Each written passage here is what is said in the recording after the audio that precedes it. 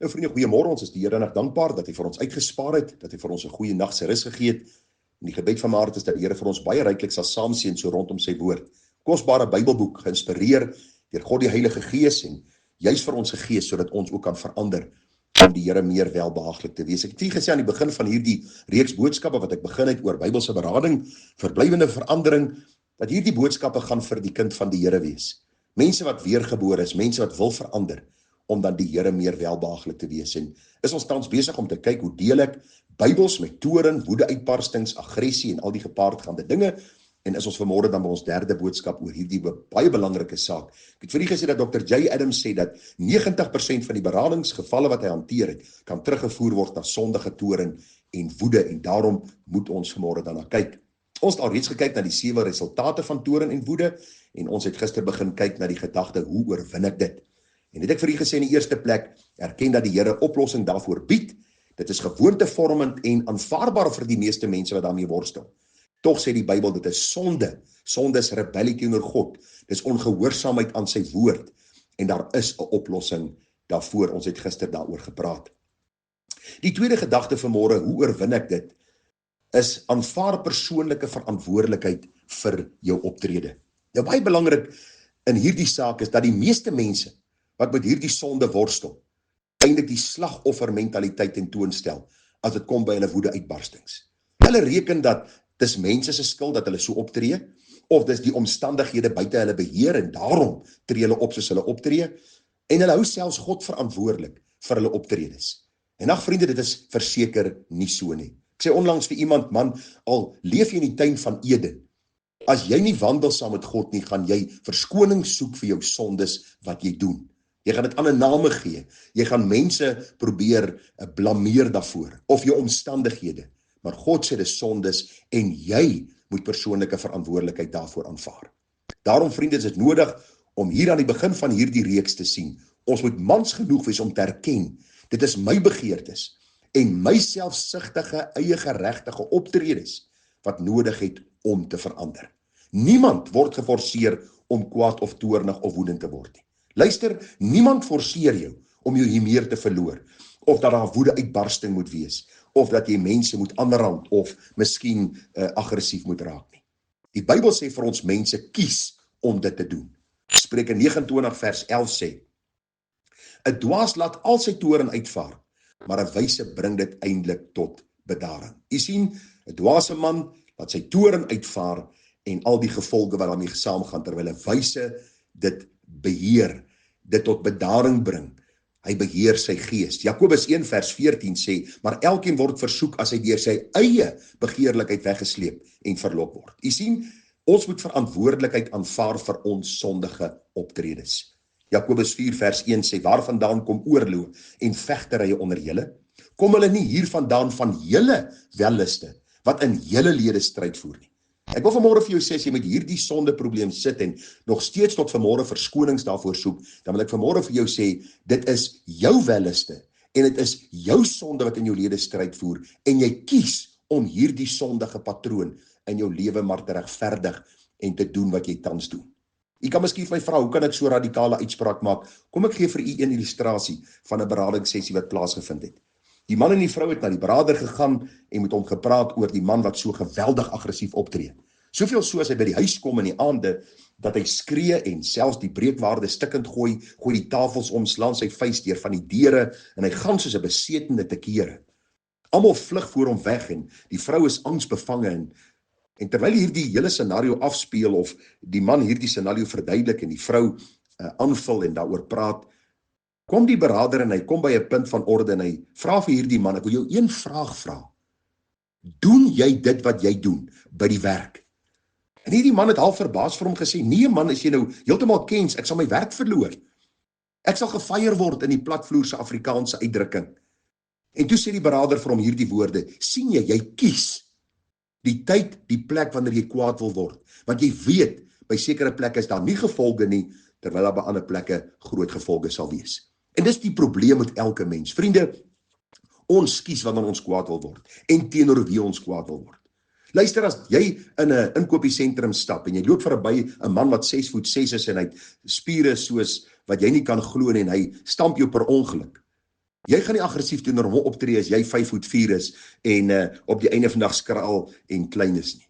Jy gaan net, jammer meneer, en jy gaan verbystap. Maar vriende, laat iemand dit doen wat omtrent ouer as jy is, miskien dieselfde gebou as jy is. Onmiddellik skep jy hierdie situasie en hierdie scenario, luister, hierdie man sal nie aan my stamp nie. En dan is dit soos hierdie stoompot effek.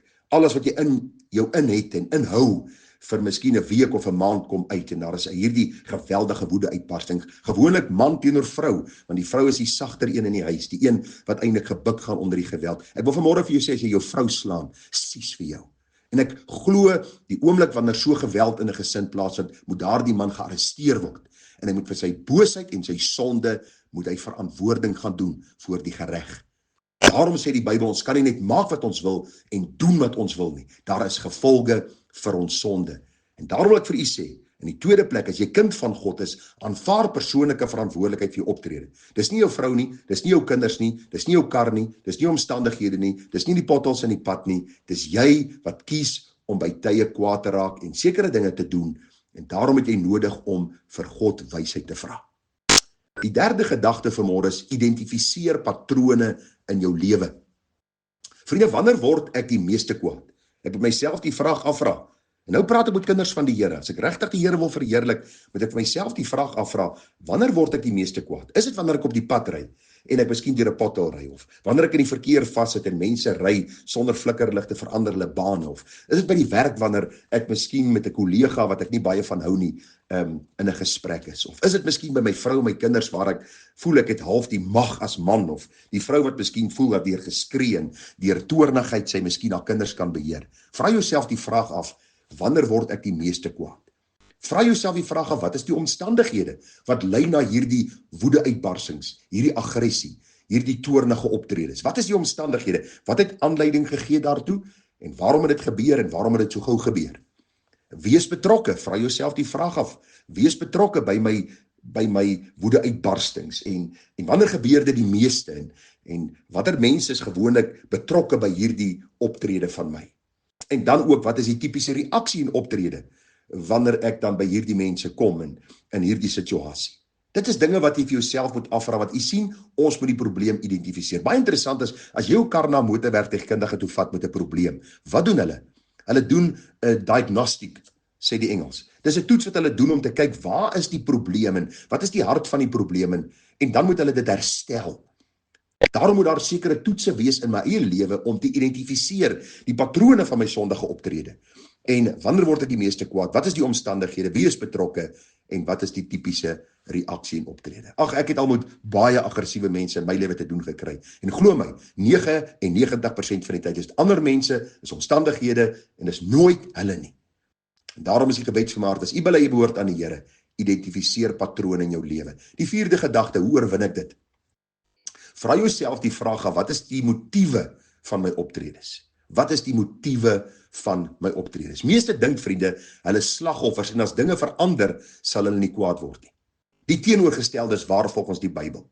Mense word kwaad omdat hulle iets daardeur wil bereik of daaruit wil verkry of omdat hulle iets nie gekry het nie. Dis die probleem. Onthou, die motiewe van my optredes is dikwels toonaangewend vir my optredes.